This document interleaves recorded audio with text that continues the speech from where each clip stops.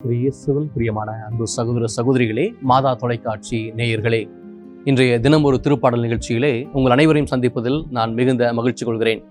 பிரியமான அன்பு சகோதர சகோதரிகளே, மே மாதம் 1ஆம் தேதி ஆகிய இன்று நாம் தொழிலாளரான புனித சூசேப்பருடைய பெருவிழாவை கொண்டாடி மகிழ்கிறோம். அதோடு கூட தொழிலாளர் தினத்தையும் நாம் மகிழ்ச்சியோடு கொண்டாடுகிறோம். இந்த நாளிலே, இந்த நாளுக்குரிய திருவிழாவுக்கு ஏற்ற வகையிலே இன்றைய தினம் ஒரு திருப்பாடல் நிகழ்ச்சியிலே அழகான ஒரு திருப்பாடல் நமக்கு கொடுக்கப்பட்டிருக்கிறது. திருப்பாடல் 90 நாம வாசிக்க கேட்டோம். இந்த திருப்பாடலுடைய பல்லவியாக கடைசி இறைவசனமாகிய 17வது இறைவசனத்தை பல்லவியாக நாம் படிக்க கேட்டோம். ஆண்டவரே, நாங்கள் செய்பவற்றில் வெற்றி அருளும். எவ்வளவு பொருத்தமான வார்த்தைகள்! இன்றைய நாளுக்கு ஏற்ற ஒரு இறை வார்த்தையை ஜெபமாக மாற்றி இன்றைய திருப்பாடல் நமக்கு இறைவனை நோக்கி ஜெபிக்க நமக்கு அழைப்பு கொடுக்கிறது. பிரியமான அன்பு சகோதர சகோதரிகளே, இந்த திருப்பாடல் 90 நாம் பார்க்கிற பொழுது மொத்தம் 17 இறை வசனங்களை உள்ளடக்கிய திருப்பாடல் 3 பகுதிகளாக இதை நாம் பிரிக்கலாம்.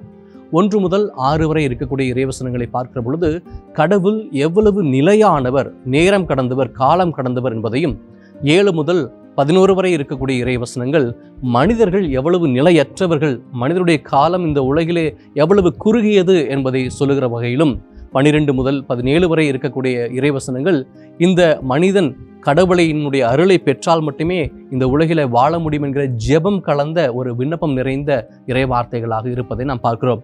இந்த திருப்பாடலிலிருந்து முதல் பகுதியையும் 3ஆம் பகுதியையும் நமக்கு இன்றைய நாளுடைய திருப்பாடலாக நாம் படிக்க கேட்டோம். பிரியமான அன்பு சகோதர சகோதரிகளே, குறிப்பாக இறைவசனம் 4 நாம் படித்து பார்க்கிற பொழுது கடவுள் எவ்வளவு வல்லவராய் இருக்கிறார், நிலையானவராய் இருக்கிறார் என்பதை நமக்கு உணர்த்தி காட்டுகிறது. 1000 ஆண்டுகள் பார்வையில் கடந்து போன நேற்றைய நாள் போலவும் இரவின் ஒரு சாமம் போலவும் உள்ளன அப்படின்னு சொல்லி திருப்பாடல் ஆசிரியர் சொல்லுகிறார். இதில் 2 வகையாக பிரிக்கிறார். முதலில் நிறைய உள்ள காலத்தை சொல்லி பிற்பாடு சிறிய உள்ள காலத்தை சொல்லுகிறார். எப்படி என்ன சொன்னால், நேற்றைய ஒரு நாள் போலவும் அப்படின்னு சொன்னால், ஒரு நாள் அப்படிங்கிறது நமக்கு தெரியும் 24 மணி நேரம். அப்போது நேற்றைய ஒரு நாள் போல, கடவுளுக்கு 1000 ஆண்டுகள் என்பது நேற்றைய ஒரு நாள் போல அப்படின்னு சொல்கிறது நமக்கு வியப்பாக இருக்கிறது. மீண்டுமாக அவர் சொல்லுகிறார், கடந்து போன இரவின் ஒரு சாமம் போல இருக்கிறது அப்படின்னு சொல்லுகிறார். அப்படின்னா ஒரு சாமம் என்பது என்ன சொல்லுவாங்க அப்படின்னா, அந்த காலத்தில் இஸ்ரேல் மக்கள் இரவின் வேலையை 4 பகுதிகளாக பிரித்தார்கள். மாலை 6 மணி முதல் காலை 6 மணி வரை இருக்கக்கூடிய அந்த கால சூழ்நிலையை காவல் காப்பதற்காக ஒவ்வொரு பகுதியாக 3 மணி நேரங்களாக பிரித்து காவல் காப்பார்கள். அப்போ 6 மணி முதல் 9 மணி வரை முதல் காவல் வேலை, 9 மணி முதல் இரவு 12 மணி வரை 2ஆம் காவல் வேலை, இரவு 12 மணி முதல் காலை 3 மணி வரை 3ஆம் காவல் வேலை, 3 மணியிலிருந்து காலை 6 மணி வரை 4ஆம் காவல் வேலை அப்படின்னு சொல்லி இந்த 4 காவல் வேலையை பிரிப்பார்கள். இந்த 4 காவல் வேலைக்கு சுருக்கமான ஒரு பெயர் தான் சாமம் என சொல்வார்கள். முதல் சாமம், 2ஆம் சாமம், 3ஆம் சாமம், 4ஆம் சாமம் சொல்லுவாங்க. அப்போ இந்த திருப்பாடல் ஆசிரியர் சொல்லுகிறார், முதலில் அவர் 1000 ஆண்டுகளை எதற்கு ஒப்பிடுகிறார்னு சொன்னால், 1000 ஆண்டுகள் ஒரு நாளுக்கு இணையானது என்று சொல்கிறார். அதை விட இல்லை, அது ஒரு நாள் கூட இல்லை, 1000 ஆண்டுகள் என்பது ஒரு சாமம், இரவின் ஒரு சாமம், அதாவது ஒரு 3 மணி நேரத்துக்கு கடவுளுக்கு இணையானது அப்படின்னு சொல்லுகிறார். அப்படின்னு சொன்னால் கடவுள் எவ்வளவு நிலையானவர், எவ்வளவு ஆண்டு காலம் அவர் நிறைந்திருக்கக்கூடியவர் என்பதை இந்த திருப்பாடல் ஆசிரியர் மிக அழகாக இந்த வசனத்திலே நமக்கு எடுத்துரைக்கிறார்.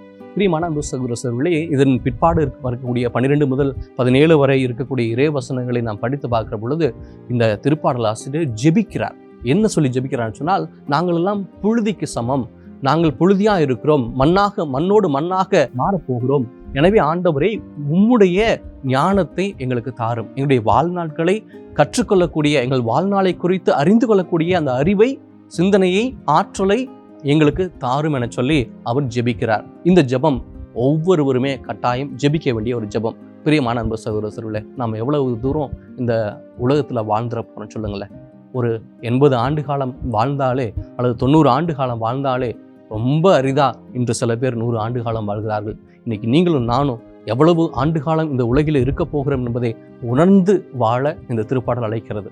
நாம் வாழக்கூடிய இந்த சொற்பமான நாட்களிலே, சொற்பமான ஆண்டுகளிலே இறைவனுடைய அருளை பெற்றவர்களாக, இறைவனுடைய ஆசீர்வாதத்தை பெற்றுக்கொள்வர்களாக நாம் வாழணும்னு சொன்னால், நாம் செய்கிற உழைப்பு, நாம் செய்யக்கூடிய வேலைகள், நாம் பெற்றக்கூடிய ஆசீர்வாதங்கள் அனைத்தும் கடவுளுடைய கிருபை என்பதை நாம் உணர்ந்து வாழ இந்த சிறப்பான நாளிலே இறைவன் இந்த திருப்பாடல் வழியாக நமக்கு அழைக்கிறார். பிரியமான அன்பு சகோதர சகோதரிகளே, இந்த தொழிலாளர் தினத்தில் நாம் செய்யக்கூடிய எல்லா வேலைகளையும் ஆண்டவருடைய பாதத்தில் ஒப்பு கொடுத்து நாம் ஜெபிப்போம்.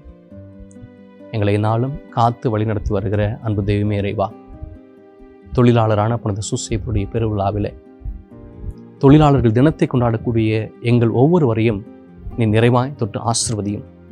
குறிப்பாக நாங்கள் செய்யக்கூடிய வேலையை, பணியிடங்களை, பணி ஒவ்வொன்றையும் ஆசீர்வதியும். நாங்கள் ஏறெடுக்க போகிற செயல் திட்டங்கள் ஒவ்வொன்றையும் நிறைவாக ஆசீர்வதியும்.